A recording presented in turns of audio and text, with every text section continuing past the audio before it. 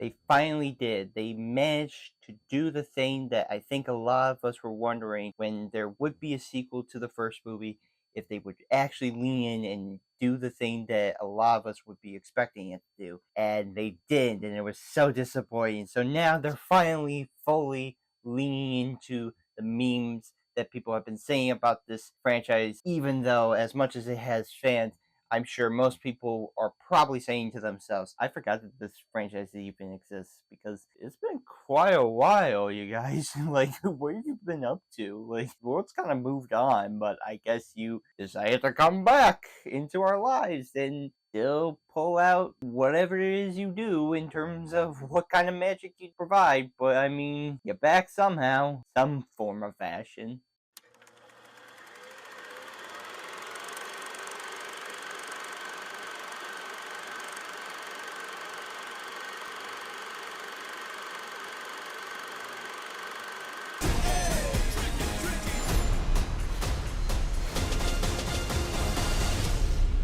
Still got it. Now You See Me, Now You Don't is directed by Ruben Fleischer with a screenplay by Michael Lesslie, Paul Wernick, Rhett, Reese, and Seth Grahame-Smith, and a story by Eric Warner Sr. and Michael Lesslie. The film stars Jesse Eisenberg, Woody Harrelson, Dave Franco, Isla Fisher, Justice Smith, Dominic Sessa, Ariana Greenblatt, Lizzy Caplan, Rosamund Pike, and Morgan Freeman. According to IMDb's plot synopsis, a diamond heist reunites retired horsemen illusionists with new performers as they target dangerous criminals. If you guys see my previous two reviews for this franchise, and if not, I will leave a link in the description below, and you can go check them out yourselves. For me personally, this is just a guilty pleasure franchise that just gets dumber and convoluted the more it goes on. If you know what I'm talking about, if you ask me, I don't think they're that really great movies. They're dumb. They are so ridiculously stupid in so many ways, and I know so many people will say, well, Zach, surely then that means it knows what it is. Yes and no. Yes, it does in the way in which it's illusionist pulling off heists. Of course it is. And no, because I just kind of feel like they exaggerated so much of the magic to the point of you just sit there pondering, how is it even possible? So that happened, and what? Like, that's the kind of vibe you get. And the more you try to think about it, the more you're just thinking, all right, you know what? This is just dumb. This is just in an area of its own. So I'm not even going to sit here and say, like, these movies are great, but I'm also not going to sit here and say, like, I'm not entertained in some way. Because, yeah, they're hilariously bad, but in a fun way. I was surprised that it's been almost 10 years since the Four Horsemen even appeared. That's how long ago it was. 2016 was the last film. And you have to ask yourself, what have we been doing? I'm not saying like anyone was rushing for a new movie, but at the same time, most people were like, it took you guys 10 years to get a sequel for this thing? Everyone has kind of left and moved on now. With Ruben Fleischer taking over as director, who had actually worked with both Jesse Eisenberg and Woody Harrelson on the Zombieland movies, and then of course went on to do Venom and Uncharted. But hey, I will take a new director. I honestly will. Isla Fisher returning since the first film. It has now been 12 years since she last appeared in this franchise. And it's just funny to think like, oh yeah, that's right. You were originally in this too. And newcomers Smith, Sessa, Greenblatt, and Pike. Maybe this could be fun and decent to at least watch. I'm hoping, and I always telling you guys, even in a franchise that maybe I'm not fond of, I always try to find some optimism in the sense of maybe, just maybe, there's a silver lining here that can tell me, well, they finally got something at least once that I can at least appreciate. Having now said that, this is not only an improvement over the sequel, but probably I think the best one in the series. I honestly will say this is now my favorite in this franchise because how this is handled is better equipped than the previous movies, where those films to me felt like it was so much flash and no substance. Here, as much as the substance isn't great, and I will get into that, it's not super flashy. I can at least take it for what it is, in that it's a fun ride, but one that I will gladly take in the sense of is not just trying to be all about the look and stylistic way of it. It's just more so like, it's just a dumb, fun heist movie. So I'll take that over just worrying about how it looks. It might not be perfect, but one that I can at least find some enjoyment in the end. I did find myself pleasantly surprised on how this movie turned out. Before addressing my problems, and I do have them, here are the few positives I have. The performances are entertaining. The entire cast, both old and new, is both fun and enjoyable, interacting with each other, allowing for them all to just shine together as a whole, no matter who it is, whether it be Jesse Eisenberg, Woody Harrelson, Dave Franco, Isla Fisher, and even some of the newcomers, interacting with them, with Justice Smith, Dominic Sessa, and Ariana Greenblatt. Everyone just manages to have the strength enough to have their chemistry shine out the most to help keep this movie at least enjoyable to watch. Because I will tell you, there's an issue with this movie with regards to its writing. At least the actors are able enough to be good and talented enough to hold it to where it's at least fun watching them.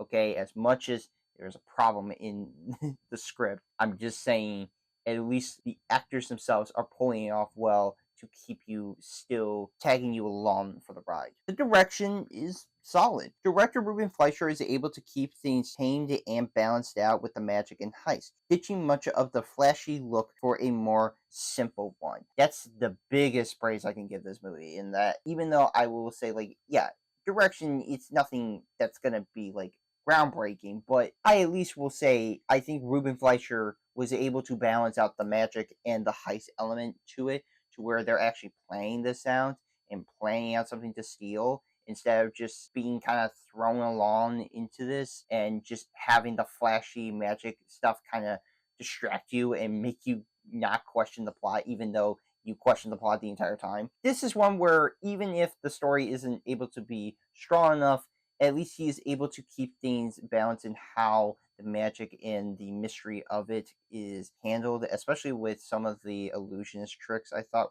kind of interesting. But for the most part, I think he was able to keep things pretty solid and consistent and not feel like he is one over the other. The music is fun. Returning composer Brian Tyler heightens scenes and knows how to have a bit of that magic flair, still making it good to help this film out.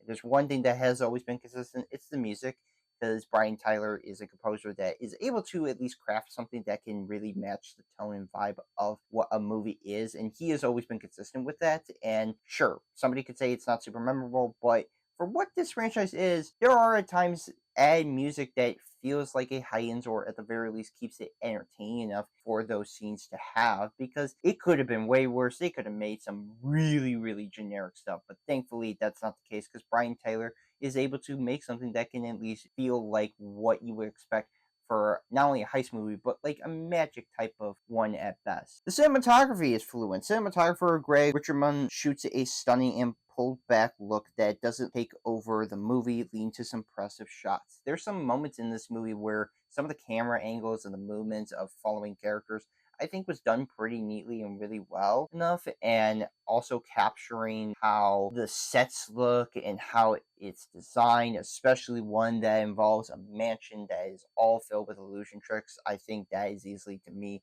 my favorite part of the movie is that mansion part, because it's pretty cool seeing how the entire team worked on it, but how it was able to be shot and able to frame things to make it seem like things are a little bit odd at first, but then you start to understand it. So I give credit that it is able to make it seem like it pulls a trick on you every time, and that's just due to Richardman positioning these segments in the way in which he would want to fool the audience's perspective on how they see things. The production is well done. Seeing the props and sets were really good when they appear. The highlight being, of course, like I mentioned, the mansion full of illusions was really cool. I think that is easily, I think, my favorite part, not only of this movie, but I think this entire franchise, just because it just makes for some funny, good moments between the actors and just showcasing how much the effort that's put into the illusion tricks themselves, even if they are dumb and ridiculous. I do appreciate some of the props people putting these stuff together, or even, like I said, the set decorators, how they are able to like make it seem like an illusion. I think there is always props to be given when it comes to that kind of area, and for me, they are always doing a job well done. The pacing runtime is impressive. Scenes would know when to get the point and just keep going. With a runtime of 1 hour and 53 minutes, it was able to be done. It never felt like it had to go over 2 hours, and that was my biggest criticism with the last movie, is that was over 2 hours. No need at all to exaggerate or just keep this plot going even further. It just knew when to stop and be done, and thankfully, this movie quickly gets things going the moment the new characters show up. Like, literally the first scene, it knows how to quickly wrap things up in a way where it's consistent and not feeling like it is constantly back and forth of being super slow or being so fast to where you don't even know what's happening. That said, there were some issues that did stood out to me, and there were aspects of the movie that still crept up from previous movies where I'm like, no, I can't let you just scurry on by and think like you were okay with that. So here are now my negatives. The writing is bad. Writers Lesslie, Wernick, Reese, and Smith crafts a script that's both convoluted and filled with cliches to a T. Things that you would kind of expect in not even just a Now You See Me movie at this point, but really just heist movies. If you've seen one, you've seen them all. I mean, come on, they're always plentiful, they're always there. It just also has some heavy exposition moments that the series is known for. They have to explain the tricks, which I'm fine with if they're gonna do it, but it's like they have to then go in further with other explanations where I'm like, no, I didn't need that, but okay, all right, sure. And it's just the dialogue itself is just not really that fun or exciting to begin with.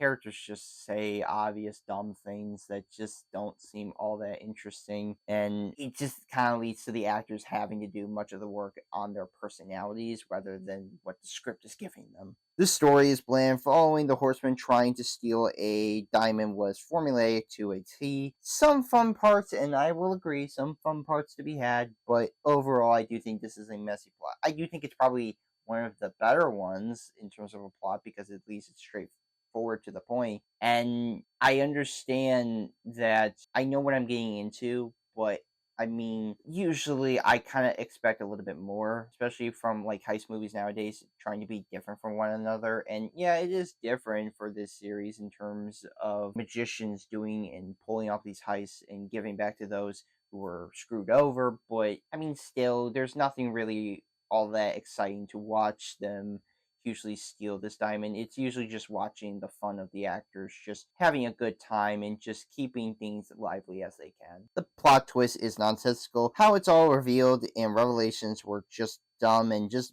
made no sense whatsoever. Going back to pretty much that wizard magic that has been known in something that I didn't realize until recently when I watched a review for this movie, that one of my reviewers pointing out as saying like, yeah, these guys are pretty much wizards. They're not using magic in the sense of how actual illusionists would use it. They're just using wizard type of magic where they are legit pulling off stuff that are impossible to do and would take so much more prep. And then, yeah, there's a big plot twist at the end of the movie that I'm saying goes back to that series route of just now we're going stupid. We're now going fully done with this, and it still makes no sense whatsoever. And it just makes you just look back and be like, huh. Okay. It just doesn't really add much other than just kind of making you think, man, we were on a good path here and you just had to go and do that. Okay. The villain is boring. While Rosamund Pike is enjoyable, and I don't think it's her fault in any way. She at least keeps it entertaining for what she's trying to be. The character is just hollow and lacks any menace that the horsemen have to go up against in any sort of capacity. To think that this villain is somebody to be scared by or be intimidated by, I would just say, what? Are you serious? You're scared of this person? Really? Out of all the villains you can say that are pretty scary or intimidating, this is the one? Because overall, she just is being a stereotypical rich antagonist. That's all she is. And yeah, the last two movies had that too. but I mean, I'll give credit to Rosamund Pike. She looks like she's having fun. She's actually looking like she's enjoying herself. Although, again, Daniel Radcliffe in the second movie is also enjoyable, but that's just because of Daniel Radcliffe. And the same just happens here with Rosamund Pike. She's just at least entertained because she's able to play a character that is supposed to be this, but it's just not really executed all that well in how it's handled. I was honestly taken aback by the slight improvement that was made here. I was legit honest to God walking out. I'm like, I can say for once that wasn't that bad. It was okay, and I don't feel mad or disappointed in any way. This allows itself to be more of just style over substance for once. Thankfully, they are able to pull back away from the flashy look of it and make it feel just like a heist movie. Like, if they could just simply just do that, that'd be great. Well, it doesn't change the series in terms of doing something, anything big or huge, or doing something to the heist genre. It's just nice to have a decent outing than a total mess, because I understand that there are fans of this franchise, and I'm sure they'll still like this movie. I'm just saying, like, for those who are probably like, I don't know, this franchise has just been kind of really messy and just seeming like a gimmick and just kind of coming off more of like about the tricks than they are about like the actual heist with using magic. And I was legit impressed. I really was, and I was totally surprised that they were able to pull something off where, as much as it is not something I would say is amazing, it's at least decent enough to watch. And I think for some that weren't always crazy, I think you would probably at least get a kick out of this one in particular, and at least just go along for the ride. I'm going to give Now You See Me, Now You Don't a 6 out of 10. It's okay. It's fine for what it is. I wasn't expecting much. Thankfully, I was able to get something that was at least decent, because I mean, I could have gone with the guilty pleasure. I could have been walking in there and being like, man, that was complete ass, but hey, you know what, I at least enjoyed what I was given in terms of laughing at it. But hey, credit to credit is due. You gave me something that I was not expecting at the very least, so I guess that was the real trick. You actually gave me something that was decent for once. If you can give me something that's at least good next time, then fine. We can have a talk about improvements. But for now, I'll take this and just be happy knowing that, alright, that was at least enjoyable enough. So I will be soon doing a review for the Running Man 2025. So yes, look forward to that review and other reviews coming soon.